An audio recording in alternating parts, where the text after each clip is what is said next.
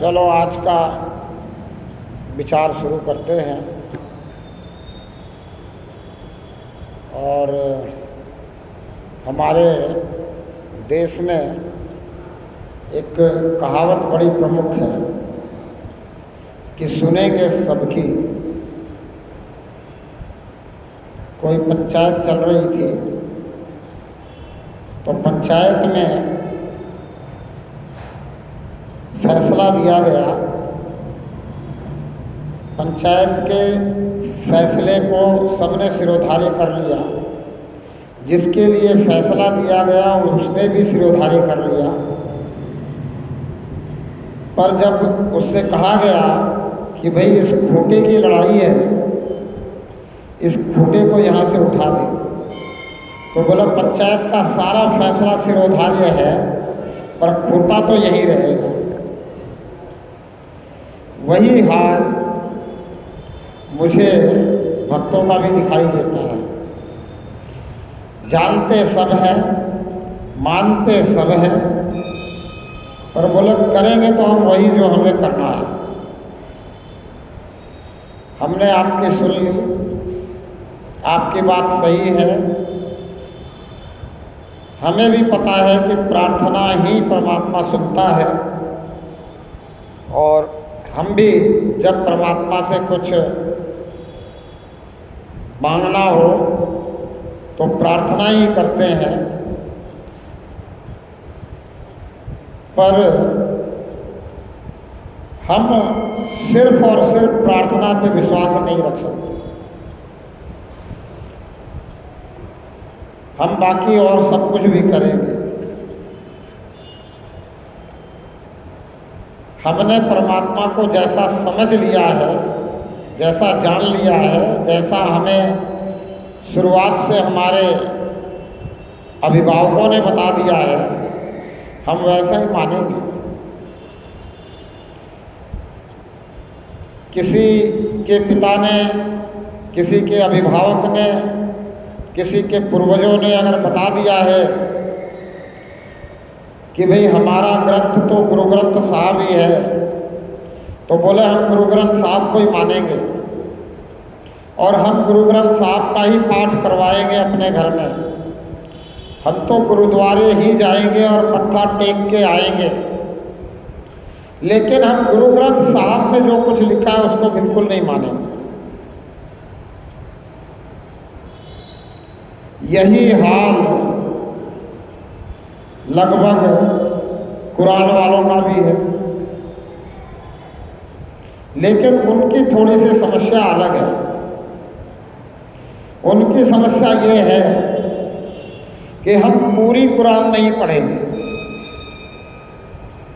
जितनी हमें पढ़ा दी गई है उतनी ही मानेंगे, और भले ही कुरान में ये लिखा हो कि भाई जैसा हम करेंगे उसका हिसाब अंतिम समय में खुदा करेगा, लेकिन फिर भी हम इस बात को नहीं मानेंगे। हम तो उसी बात को मानेंगे जो हमें मुल्ला मौलवियों ने बता दिया, सिखा दिया, पढ़ा दिया कि भाई अपने इस कुरान को, मोहम्मद को और मोहम्मद की बातों को जो न माने वो काफिर। अब उसमें बहुत से लोग इस प्रचार प्रसार में लगे हुए हैं, सभी जागरूक करना चाहते हैं हम सनातनियों को कि भाई जागरूक हो जाओ इनसे। अब मुझे इस बात को इसलिए यहाँ बोलना पड़ रहा, उठाना पड़ रहा है, क्योंकि इस समय आप देख रहे हो फिलिस्तीनियों का और इजराइलियों का युद्ध चल रहा है।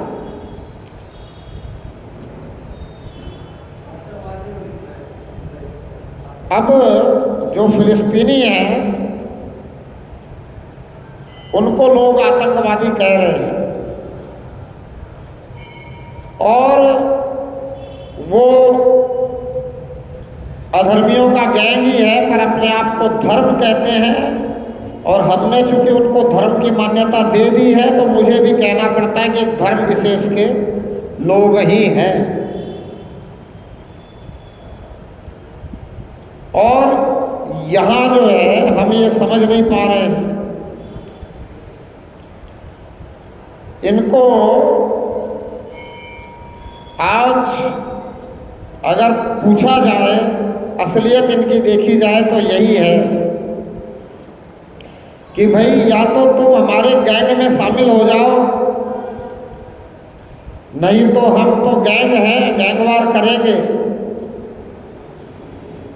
कभी भी तुम्हारे साथ कुछ भी अनहोनी हम कर सकते हैं। और हम देखते रहते हैं, जानते रहते हैं, समझते रहते हैं, फिर भी हम अगर उस बात पे अहमियत नहीं देते हैं तो गड़बड़ है। आज हम सनातनी हैं, हम अगर लड़ना नहीं चाहते हैं,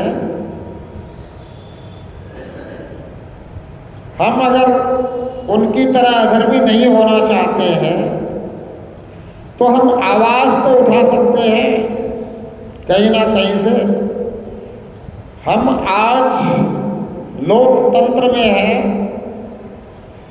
कहने के लिए जनता की सरकार है, सरकार को जनता के लिए काम करना चाहिए। अभी मैं ये सब बोल तो रहा हूँ, कुछ लोग कहेंगे ये आपका विषय नहीं है, आपको तो सिर्फ और सिर्फ जो है उपासना पद्धति सिखानी चाहिए। पर मैं पहले ही उनसे हाथ जोड़ के निवेदन और विनती करता हूँ कि जहाँ हमारे शिक्षकों और आचार्यों ने उपासना पद्धति सिखाई है, वहाँ शास्त्रों को चलाना भी सिखाया है। इसके उदाहरण हैं राम और कृष्ण, अर्जुन और पांडव, कौरव, ये सभी इसके उदाहरण हैं। पर मैं ये नहीं कहता हूँ कि आप शस्त्र सीखो, क्योंकि ये समय की पुकार नहीं है। समय के अनुसार जनता की सरकार है, तो आप सभी जनता को सरकार के पास लिखित आवेदन देना चाहिए, क्योंकि सरकार तो लिखित को मानती है। जो ये कायदाधीश है, जिनको हम न्यायाधीश कहते हैं, ये कायदाधीश लिखित को मानते हैं। तो हमें अपनी बात, जो हमारे पास हमारी बात है, वो लिखित में उन तक पहुंचानी चाहिए। और इसके लिए हर नागरिक को ये अधिकार है कि वो अपनी बात लिखित पहुंचाए। आजकल व्यवस्थाएं हैं, आप सीएम विंडो पे अपनी बात पहुंचा सकते हो, आप पीएमओ तक अपनी बात पहुंचा सकते हो, आप अपने विचार वहाँ तक पहुँचाएं, साझा करें कि कैसे हमारे देश में ये सब ना हो, कैसे हमारे देश में लोग बिल्कुल धर्म पे चलें, अधर्म पे ना चलें, अधर्मी यहाँ एक भी ना हो, अधर्मियों के गैंग ना हो, अधर्मी इकट्ठे ना हो सकें। इसके लिए क्या करना चाहिए, ये हमें सोचना पड़ेगा। तो साधु संत महात्मा जो है वो वैचारिक दृष्टि से इस बात को कहते हैं कि धर्म की स्थापना करने के लिए अधर्म को हटाना पड़ेगा। तो आज अधर्म को हटाने के लिए महाभारत और रामायण जैसी लड़ाई लड़ने की जरूरत नहीं है। आज अधर्म को हटाने के लिए जो हमारे देश में कायदा है, वो कायदा सभी के लिए एक समान करने की जरूरत है।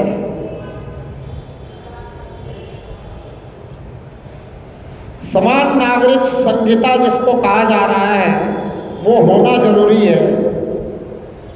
अगर ये लगता है सबको कि ये होना चाहिए, तो सभी एक एक पत्र लिख करके जिनको जिनको लगता है कि होना चाहिए, वो पीएमओ तक पहुंचा सकते हैं। इसमें किसी प्रकार का कोई जो है अधर्म का कार्य नहीं है। किसी भी प्रकार से कोई किसी को क्षति नहीं पहुंचा रहे, किसी के लिए हम बुरा नहीं सोच रहे, हम तो सबके भले की कामना करने वाले हैं। सर्वे भवन्तु सुखिनः, सर्वे सन्तु निरामयाः। लेकिन अगर कुछ लोग इस विश्व में ऐसे हैं जो ये सोच रहे हैं कि सब सुखी नहीं होने चाहिए, सबने हमारी बात मान लेनी चाहिए, ऐसा ही तो पहले राक्षस चाहते थे। तभी तो राक्षस जो ऋषि मुनियों को परेशान करते थे, उनके यज्ञ हवन में बाधा पहुंचाते थे। तो ये भी राक्षस ही है आज के। लेकिन आज के राक्षसों से आपको सामने होकर लड़ने की जरूरत तो है नहीं। आज जो करना है वो तो कर सकते हैं। भाई राक्षस तो यही चाहते हैं कि हम दुनिया में इस कदर छा जाए कि हम जो करें वही सही हो, यही सब मान ले। तो वो अपनी जनसंख्या भी बढ़ाए जा रहे हैं, उस पर भी कोई रोक नहीं कर रहे वो। अब उनको कहना है कि ये जो बच्चे पैदा हो रहे हैं ये तो अल्लाह की देन है, खुदा की देन है, सृष्टिकर्ता की देन है, जिसने सृष्टि रची है इसी की देन है। अब इसकी देन तो है, इसमें कोई शक नहीं है, पर अगर तुम हम सनातनियों की तरह, हम धार्मिक लोगों की तरह संस्कारवान हो जाओ, पहले पाणी ग्रहण संस्कार करो और फिर सिर्फ गर्भाधान संस्कार करो, अपना भोजन संभाल लो तो तुम्हारी वासना संभल जाए, तो फिर ये तो ना हो। लेकिन तुम तो राक्षसी प्रवृत्ति के हो और तुम्हारा जो खान पान है वो भी राक्षसी प्रवृत्ति का है, इसलिए वासना पे तुम्हारा कोई कंट्रोल नहीं है। तुम्हारे यहाँ कोई संस्कार नहीं है। हमारे यहाँ जीवन में जन्म से लेकर के मृत्यु तक 16 संस्कार हैं। उसमें जो विधि विधान है, उस विधि विधान से अगर हम चलते हैं तो गर्भाधान संस्कार जब करते हैं तो उन्नत विचारों वाला संतान की प्राप्ति होती है, लेकिन वहां ऐसा नहीं है। तो अब हमें क्या करना होगा? भाई तलवारों से लड़ने की जरूरत नहीं है, हथियारों से लड़ने की जरूरत नहीं है। जनता की सरकार है, जनता के लिए है और जनता के द्वारा है। जैसे परमात्मा की सृष्टि है और परमात्मा के लिए ही है, हमारे लिए नहीं है। हम तो परमात्मा के अधीन हैं और परमात्मा के द्वारा है। तो ऐसे ही ये जनता के लिए, जनता की सरकार जनता के द्वारा है, तो जनता को सरकार तक अपनी बात पहुंचाना चाहिए। तो जनसंख्या नियंत्रण के लिए भी हम सरकार को उसी पत्र में लिखें। हर व्यक्ति का ये कर्तव्य बनता है। इसे कहते हैं राष्ट्र धर्म। ये राष्ट्र धर्म है हमारा।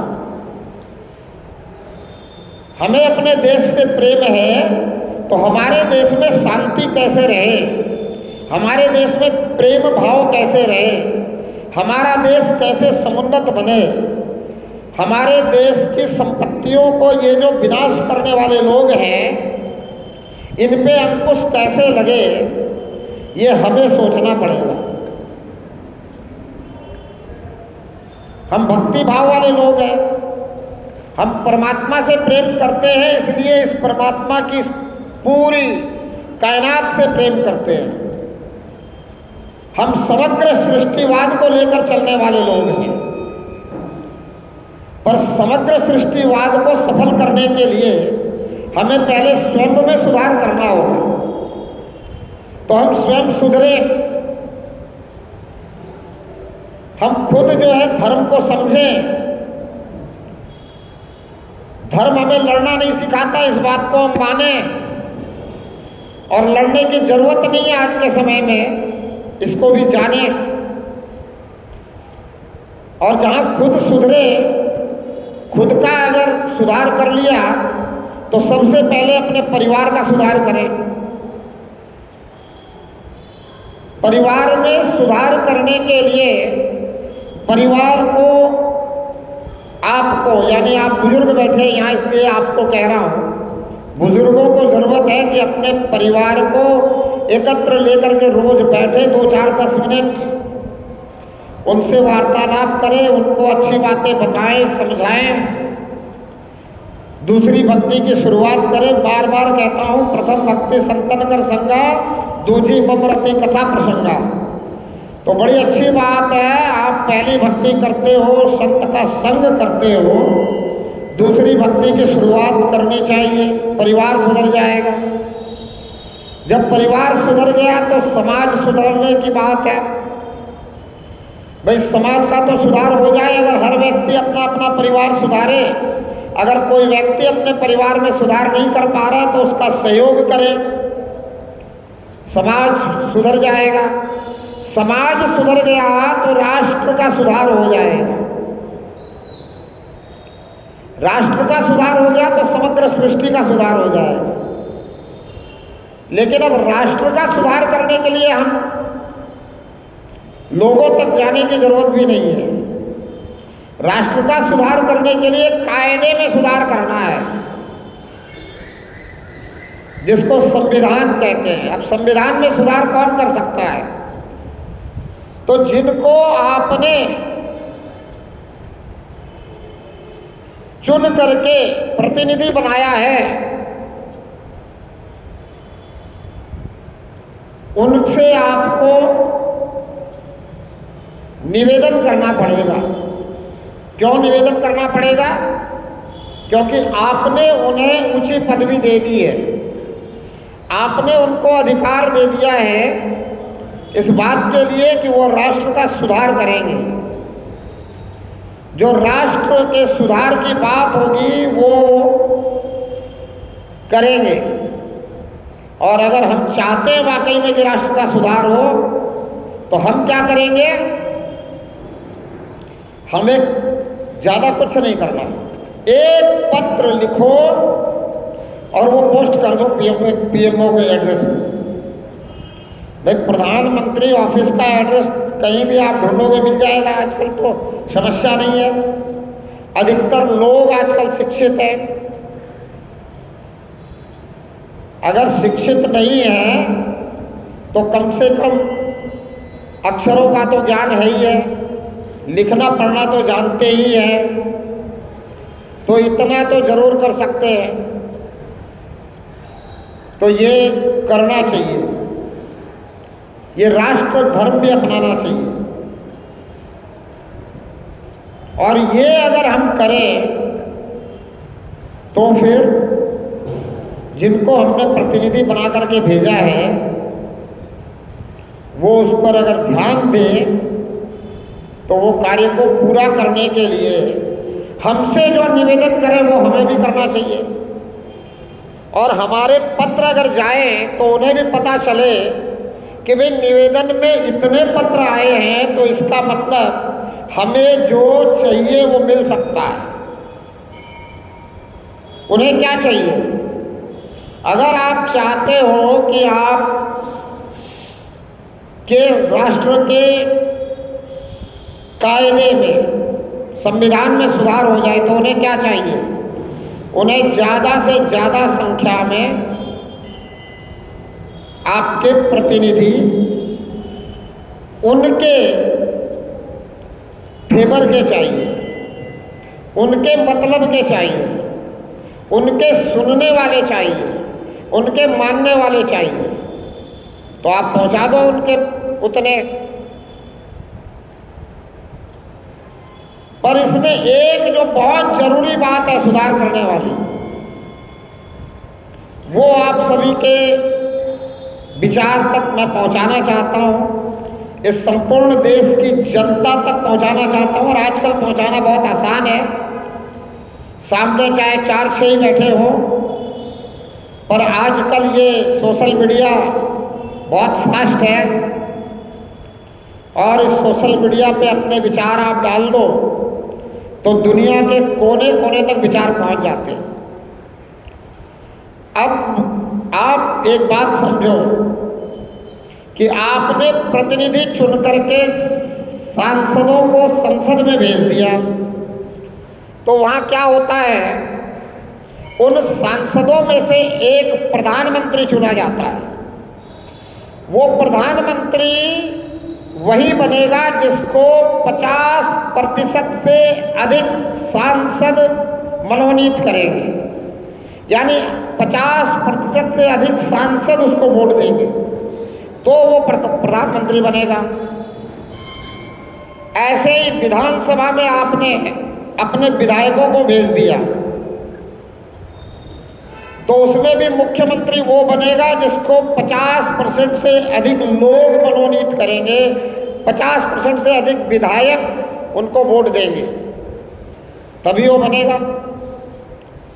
तो हमारे गांव में जो सरपंच बनता है वो क्यों 20% वोट से बने? वो भी तो हमारे सारे गांव का प्रतिनिधि है, वो भी 50% से ऊपर के मतदान से बनना चाहिए। बनना चाहिए कि नहीं बनना चाहिए? अगर वो 20% या 15% या 10% के वोटों से बन जाता है, इसीलिए आपके साथ एक गेम खेला जाता है, खेल खेला जाता है। 10, 12, 15 लोग सरपंच के इलेक्शन में खड़े हो जाते हैं, वो आपस में मिले जुले ही होते हैं। बस आपको भ्रमित करते हैं और आपसे प्रेम प्यार जिसका होता है वो आपके मतदान को अपने मत पेटी के अनुसार अपने हिसाब में गिरवा लेता है। और वहाँ खेल ये होता है कि आपका मत एक अच्छे व्यक्ति को जाने वाला था, लेकिन आपने प्रेम प्यार में उसको दे दिया, तो वो अच्छा व्यक्ति तो हार जाता है और आपका प्रतिनिधि वो बन जाता है जो आपके प्रतिनिधि होने के उपरांत भी आपसे ये कहता है कि तुमने कौन सा मुझे मत दिया था, तुमने कौन सा मुझे वोट दिया था। और इसीलिए ये जातिगत गणनाएं वगैरह हो रही है कि भाई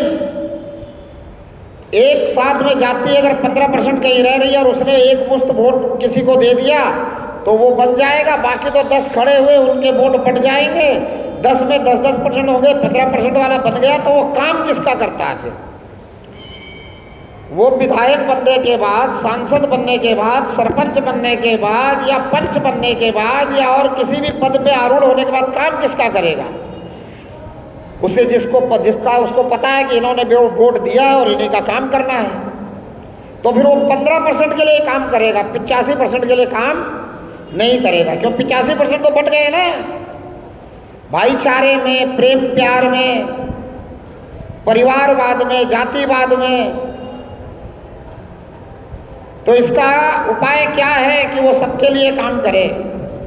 इसका उपाय ये है कि हम उस लेटर में ये भी लिखें कि जब प्रधानमंत्री संसद के 50% मत से प्रधानमंत्री बनता है, जब मुख्यमंत्री विधानसभा के 50% मत से मुख्यमंत्री बनता है, तो हमारे गांव का सरपंच भी 50% मत से बनना चाहिए।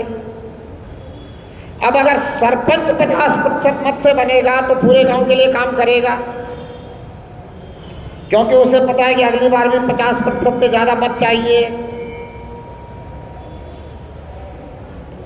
तो जब सरपंच हमें 50% से ज़्यादा मत वाला चाहिए, तो ऐसा ही हमें इसके ऊपर वाले भी चाहिए, चाहे वो विधायक हो व सांसद हो। लेकिन हम जनता के साथ में ये खेल खेला जा रहा है,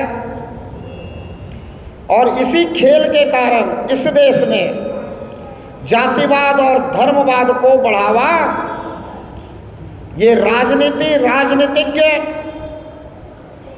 और उनके साथ कुछ तथाकथित धर्म के धर्माचार्य जो अधर्मियों के गैंग हैं वो भी देते हैं। वो अधर्मियों का ही गैंग है, धर्म नहीं है। क्योंकि मैंने आपको बता दिया कि संत कहते हैं धर्म तो वही है जहाँ दया है। दया धर्म का मूल है। जहाँ दया तहाँ धर्म है, वहाँ दया तो है ही नहीं बिल्कुल भी। मैंने आपको कल भी बताया कि बचपन से ही वो निर्दयी बनाने में लगे हुए हैं अपने आने वाले आगे भविष्य के जो उनके वंशज हैं उनको। बचपन से ही मुर्गी काट, बकरा काट, फिर और उससे बड़ा काट, फिर आदमी काट। आदमी काटने में कितना देर लगाएगा? तो उनके अंदर दया नहीं है, वो निर्दयी हैं, और निर्दयी होना ही अधर्मी होना है। दया ही धर्म का मूल है। और ये हमारी गलती है कि हमने उनको धर्म कह दिया, मान लिया, उन्होंने भी अपने आप को धर्म घोषित कर दिया, और फिर ये जिनको हम प्रतिनिधि चुनते हैं वो चूंकि हम 50% से ज़्यादा वोटों का चुनते नहीं हैं, इसलिए ये लालची, लोभी, भ्रष्टाचारी, अशिष्ट लोग, अनैतिकवादी, ये भी उनके साथ ही लग जाते हैं। क्यों? क्योंकि ये तो मतलब परस्त हैं। इन्हें धर्म और अधर्म से कोई लेना देना नहीं है। ये तो वो लोग हैं जो चारवाक सिद्धांत पे चलना चाहते हैं कि जब तक जियो तब तक उधार का घी पियो, आनंद में जियो, आगे पीछे की कोई फिक्र करो मत। ये धर्म को समझते नहीं हैं। ये सिर्फ और सिर्फ हमारा इस्तेमाल करने के लिए धर्म शब्द का प्रयोग करते हैं। ये सिर्फ दिखावे के लिए धार्मिकता का प्रयोग करते हैं। आध्यात्मिकता की समझ इनमें से बहुत कम लोग रखते हैं, क्योंकि अपवाद सब जगह होता है। सारे के सारे कहीं भी एक बराबर नहीं होते। पांचों अंगली एक बराबर नहीं होती। कुछ लोग इन अधर्मियों के गैंग में भी ऐसे हैं जिनको देख करके, दिखा करके लोग मेरे तक भी बात पहुंचाते हैं कि सभी एक जैसे नहीं होते महाराज, देखो ये कैसा है। फिर मुझे कहना पड़ता है कि मान गए कि ये अच्छा है, और इसे पता है कि ये बुरे हैं, पर ये बुरे को बुरा नहीं कह रहा है, गलत को गलत कहने की हिम्मत नहीं कर रहा है, तो इसकी अच्छाई पे हमें नहीं जाना चाहिए। क्यों? क्योंकि वो इसे काफिर नहीं कहते, वो ये मानते हैं कि ये मोहम्मद को मानने वाला है, ये इस्लाम को फॉलो करने वाला है, ये 5 वक्त का नमाजी है, तो इसे वो काफिर नहीं कहते। इसलिए ये भी उन्हें बुरा नहीं कहता। भाई गलत को गलत कहने का जो हिम्मत नहीं करे, जो गलत के साथ ही लगा रहे, वो गलत ही है, चाहे उसके अंदर कितनी भी अच्छाई हो। रावण के साथ अगर विभीषण रह जाता तो विभीषण को भक्त कौन कहता? बेशक वो भक्त रहता। अगर वो अच्छे हैं तो उन्हें अधर्म की तरफ से निकल करके धर्म की तरफ आना पड़ेगा, उन्हें भी धर्म का साथ देना पड़ेगा,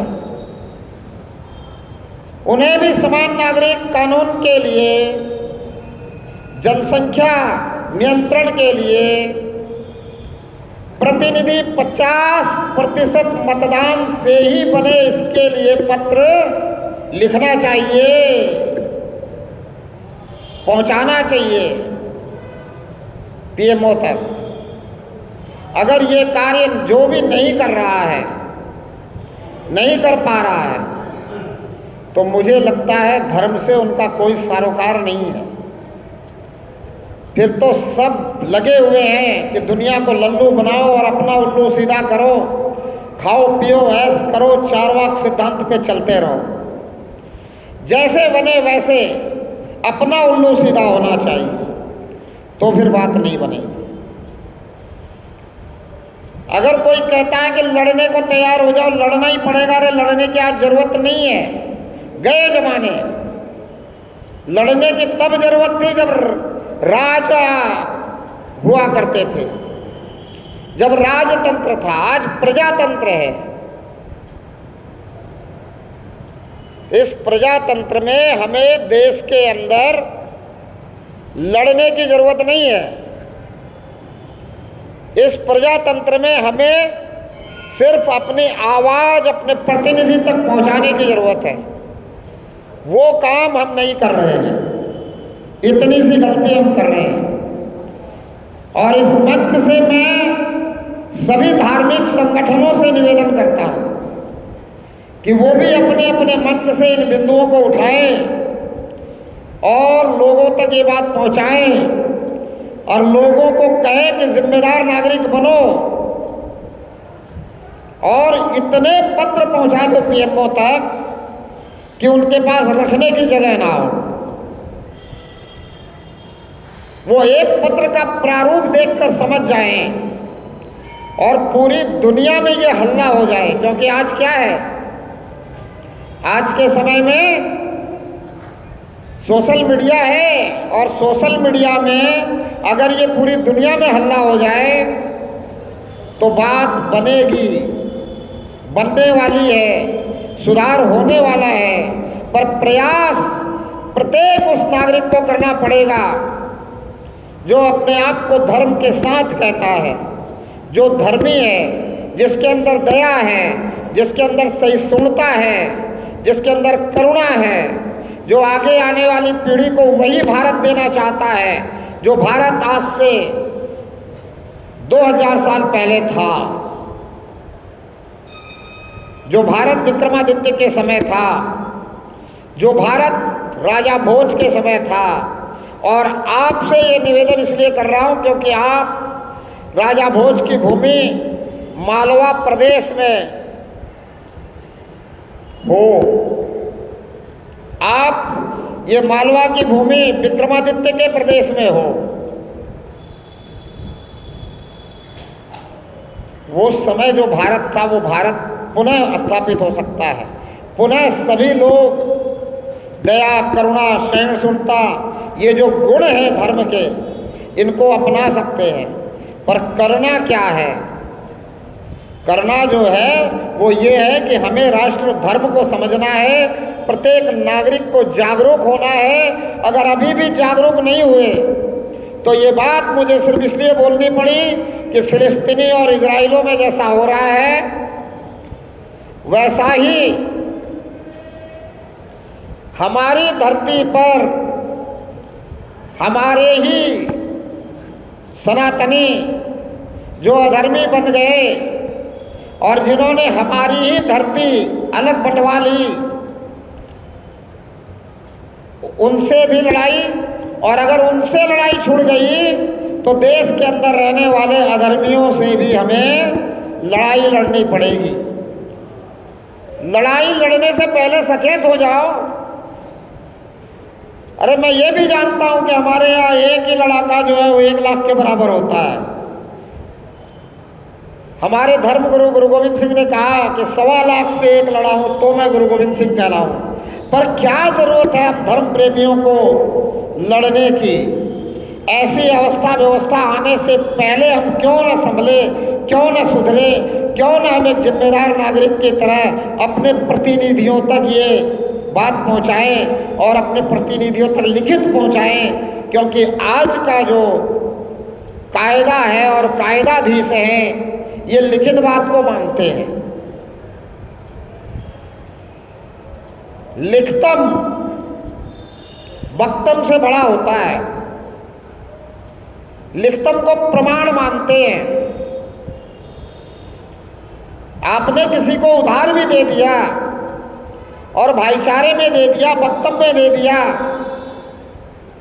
तो आप उससे जो है किसी और को बताने जाओ तो मान्यता नहीं मिलती है। लेकिन आपने लिखित में दिया हो तो मान्यता मिलती है। तो यहाँ तो हर चीज को लिखित में दो तो मान्यता मिलती है। हर चीज को लिखित में मानते हैं ये, क्योंकि ये न्यायाधीश नहीं है, ये कायदाधीश है। ये कायदे को मानते हैं। कायदे में अगर आप फिट बैठे तो बात बन जाएगी, कायदे में नहीं फिट बैठे तो बात नहीं बनेगी। न्यायाधीश तो एक ही है, परमपिता परमात्मा। जहां न लिखित चलती है न वक्तम चलती है, जहां कोई दलील नहीं चलती, कोई वकील नहीं चलता, यहां तो साक्षी यही खुद है, खुद ही गवाह है और खुद ही न्यायाधीश भी है, खुद न्याय देता है। इसलिए संत महात्मा कहते हैं साक्षी भाव में जीवन जियो। साक्षी भाव का मतलब कि आप हमेशा याद रखो कि मैं जो कर रहा हूं ये परमात्मा देख रहा है, इस कर्म का परमात्मा साक्षी है। ये है साक्षी भाव। और ये परमात्मा कहाँ बैठा है? मेरे अंदर ही बैठे बैठे सब कुछ देख रहा है। मेरे कुछ कर्म इंद्रियों द्वारा कर्म होने से पहले जो भाव बनते हैं, जो विचार बनते हैं, इसे भी ये जानता है। अगर वाकई में परमात्मा का भक्त है तो भाव और विचारों को बदल देता है। वाकई में परमात्मा का भक्त है तो जब जैसी गति होती है तब तैसी मति देता है। अगर पिछले जन्मों के कर्मों का फल भी आपको भोगना है कुछ ऐसा जो दुखमय हो, तो उसे भी परमात्मा सुख में बदल देता है। ये मेरा स्वयं का अनुभव रहा है। अगर मुझे किसी दुख से गुजरना है तो उसके लिए जो व्यवस्थाएं चाहिए वो पहले प्राप्त करवा देता है। तो अपने भक्तों का ख्याल रखता है, लेकिन इसका मतलब ये नहीं है कि भाई कर्मों का फल नहीं मिलेगा। कर्मों का फल भी मिलेगा, लेकिन वो दुखमय जीवन भी सुखमय होकर के बीतेगा। आपकी सोच, आपकी विचार सकारात्मक हो जाएगी, जिसके लिए संत महात्मा कहते हैं कि परमात्मा आपको सद्बुद्धि दे। तो इसका मतलब क्या है कि जब आप परमात्मा की भक्ति में लग जाते हो, भक्त बन जाते हो, परमात्मा के प्रेमी बन जाते हो, और जितना आप परमात्मा से प्रेम करते हो उतना परमात्मा आपसे प्रेम करने लग जाता है, तो सद्बुद्धि प्रदान कर देता है। और सारा खेल बुद्धि का है। बुद्धि ने अगर मान लिया दुख है तो दुख है। मैं कई बार कहता हूं कि बचपन में मुझे साइकिल की इच्छा थी। भाई उस समय हमारे अभिभावक बच्चों को साइकिल नहीं देते थे। जिद करके कुछ समय पश्चात जब साइकिल मिली तब तक स्कूटर आ गए थे, लंबरेटा वगैरह। तो अब साइकिल की इच्छा से स्कूटर की इच्छा हो गई। तब वो जो साइकिल जिस दिन मिली थी, उस दिन जो हर्ष था, उस दिन जो खुशी थी, उस दिन जो अपार सुख था साइकिल मिलने का, वो सुख उनके आने के बाद में बदल गया। अब तो बुद्धि में एक बात बैठ गई, इच्छा उत्पन्न हो गई कि अब तो ये मिलना चाहिए। अब जब इच्छा हो गई तो क्या हुआ, किसी का अगर मिला तो एक दिन मुझे मिल गया किसी का, चाबी उसी में थी। अब ध्यान उधर ही है भाई, जहाँ जिस चीज में इच्छा हो जाए, जिस चीज में प्रेम हो जाए, जिस चीज में रस आ जाए, वहाँ ध्यान भी रहता है। तो ध्यान हमेशा उधर ही था कि कब चाबी लगी मिले, मैं भी इसको स्टार्ट करूं और चलाऊं। तो चाबी मिली लगी हुई, स्टार्ट कर दिया, घुमाया, लगाया गियर, दे दिया एक्सीलेटर, उसके आगे तो कुछ आना नहीं, रोकना कैसे ये तो पता ही नहीं, रुकती कैसे ये पता नहीं, चलाना चलाना आ गया। चलाते हुए देख लिया, रोकते हुए तो किसको देखता, कैसे देखता। तो क्या हुआ, आंगन में पड़ी थी, इधर एक कमरा था, जाके उसके दरवाजे में वो भिड़ गई और मैं सर उस दरवाजे में। अब मैं सोचूं अब इसको पीछे कैसे करूं, क्या करूं। अब वहां वो दुख का कारण बन गई, इच्छाएं दुख का कारण है। और जब तक फिर वो स्कूटर चलानी नहीं सीखी और नहीं मिली, तब तक मन में ग्लानि सी रही, दुख रहा। हालांकि साइकिल तो थी, और वही साइकिल थी जिसको मिलने की अपार खुशी थी, अपार हर्ष था। जो मिली तो महीनों 6 महीने तक तो एकदम उसी पे ध्यान था। उसको चलाना सीखने के लिए जब मिली तो पुल के ऊपर चढ़ जाते और वहां से चढ़ करके ढलान पे छोड़ देते, नीचे आते गिर जाते। वो चोट का भी अनुभव नहीं होता, इतनी खुशी थी। उस दुख का भी अनुभव नहीं होता, उस दर्द का भी अनुभव नहीं होता। तो दुख और सुख तो आदमी के अंदर की बात है। इच्छा दुखी करती है, राग द्वेष दुखी करता है, दूसरे से ईर्ष्या दुखी करती है, कंपटीशन दुखी करता है। एक दूसरे से कंपटीशन करो, जरूरत की सारी चीज है तो दुख ही दुख रहेगा। और कब तक दुख रहेगा, जब तक आप उससे ऊपर नहीं उठ जाते। अब आपकी आदत है ईर्ष्या की, कंपटीशन की, तो अब आप इससे भी और ऊंचा देखने लग जाओगे और फिर कंपटीशन करोगे, जीवन दुख ही दुख में जाएगा। सुख का आभास बहुत कम होगा। कब होगा, जब कोई हंसता चेहरा सामने मिलेगा तो हंस लोगे, अन्यथा तो फिर इसी चिंता में रहोगे कि और कैसे करें। जिसको संत महात्मा कहते हैं 99 के चक्कर में हमेशा पड़े रहोगे। और 99 के चक्कर में क्यों पड़े रहोगे, जरूरत के लिए नहीं, हसरत के लिए। और जरूरतें परमात्मा सबकी पूरी करता है, फिर हसरतें पूरी करने के लिए आपको दुखी होना पड़ता है, झूठ बोलना पड़ता है, पापाचार में लगना पड़ता है, अनाचार में लगना पड़ता है, दुर्व्यवहार में लगना पड़ता है। फिर इन सब कर्मों के कारण और ज्यादा दुखी होते हो। फिर आपको दुखों का बवंडर नजर आने लगता है। तो ये सब अगर आप छोड़ दें, राग द्वेष ईर्ष्या, किसी से कंपटीशन, आपकी जरूरत पूरी हो गई, उसके लिए अगर परमात्मा का धन्यवाद करें तो आप हमेशा सुखी। और जो मिल गया, जो प्राप्त है वो पर्याप्त समझ ले, संतोष में रहे, तो संत महात्मा कहते हैं संतोषम परम सुखम। लेकिन हर बात में संतोष नहीं करना। किस बात में संतोष करना है, संसाधनों के लिए संतोष कर लो। क्यों? क्योंकि ये शरीर रूपी साधन के लिए संसाधन है, और ये शरीर रूपी साधन एक दिन छूट जाना है। शरीर रूपी साधन छूटते ही संसाधन भी छूट जाना है। तो जब तक इस शरीर में है तब तक के लिए संसाधन चाहिए, उतना मिल रहा है तो संतोष करो, परम सुख में रहो। लेकिन किस बात के लिए संतोष मत करो, जब तक परमात्मा की पहचान न हो जाए तब तक संतोष मत करो, तब तक अपनी प्रार्थना जारी रखो, तब तक परमात्मा से प्रार्थना करते रहो। और जब परमात्मा की पहचान मिल जाएगी तो फिर प्रार्थना नहीं करनी पड़ेगी, फिर तो तुम्हें परमात्मा से प्रेम है। और प्रेम किस कारण से है? क्योंकि तुम्हें संतों ने बता दिया है कि जीवन का मूल उद्देश्य क्या है? परमात्मा को पहचानना, परमात्मा में हर पल ध्यान होना, अंत समय में परमात्मा में ध्यान होना। तो इस कारण से तुम्हें परमात्मा से प्रेम है तो हर पल ध्यान परमात्मा में रहेगा। जिस विषय वस्तु से प्रेम हो जाता है ध्यान वहीं रहता है। बचपन में खेल से प्रेम होता है तो माता पिता को यही कहते सुना है कि बस इसका ध्यान तो खेल में ही रहता है, करना नहीं पड़ता, ध्यान करना नहीं पड़ता। कोई ये कहे कि ध्यान करो, ध्यान करना नहीं पड़ता, प्रार्थना करनी पड़ती है।